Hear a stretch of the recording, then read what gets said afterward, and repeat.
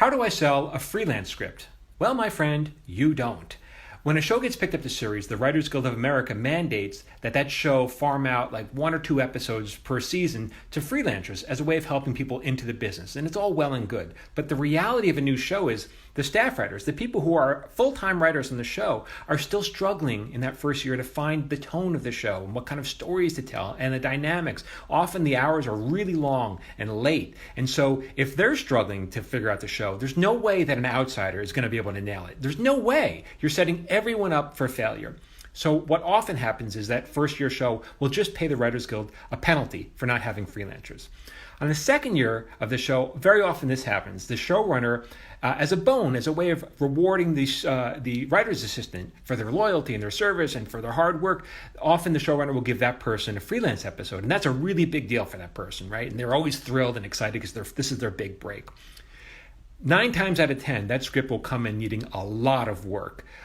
When you're on staff, a high-level writer is expected to turn a script that's ready to go, ready to shoot with a light rewrite. Now, a little polish, maybe a scene or two, okay?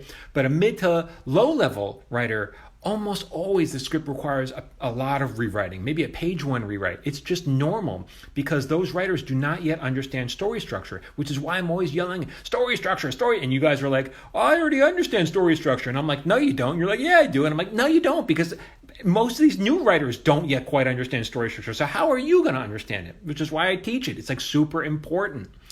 So what happens when a script comes in that needs a lot of rewriting? Well, the burden falls on the showrunner. Now they have to do their rewrite at night or on weekends, and they already have a ton of other responsibilities. It's a high stress, high pressure job, and this is just, it's just one more burden. Sometimes they farm that out, the rewrite, to the co-executive producer, but maybe that person has is on a script. Maybe they don't have time to do it. So when a script comes in not ready to go, it really puts the show behind the 8 ball. And the showrunner, they want to protect the quality of the show so that the show gets another season. So if you're saying, well, it's just not fit, because what happens is they wind up hiring freelancers with a lot of experience, right? People who don't need to break into the business, but who are already in the business but are not currently working.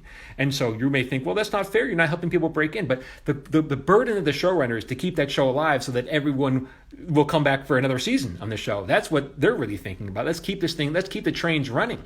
So you're not going to make a career as a freelance writer. I think in my career, my partner and I have sold maybe 3 or 4 freelance episodes.